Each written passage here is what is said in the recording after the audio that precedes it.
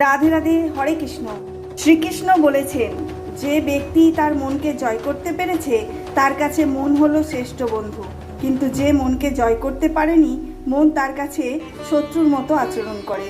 ধর্ম অধর্ম, যখনই ধর্মের পতন ঘটে এবং অধর্মের উত্থান হয় তখনই আমি নিজেকে প্রকাশ করি। সাধুদের রক্ষা করার জন্য এবং দুষ্কৃতীদের বিনাশ করার জন্য আমি যুগে যুগে আবির্ভূত হই। সব কিছু আমাতে অর্পণ করো, সমস্ত প্রকার ধর্ম পরিত্যাগ করে কেবল আমার শরণাপন্ন হও। আমি তোমাকে সমস্ত পাপ থেকে মুক্তি করব।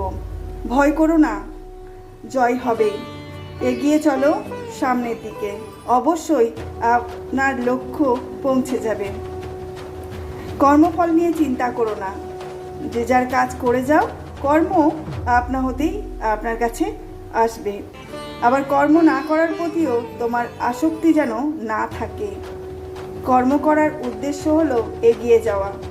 রাধে রাধে, হরে কৃষ্ণ।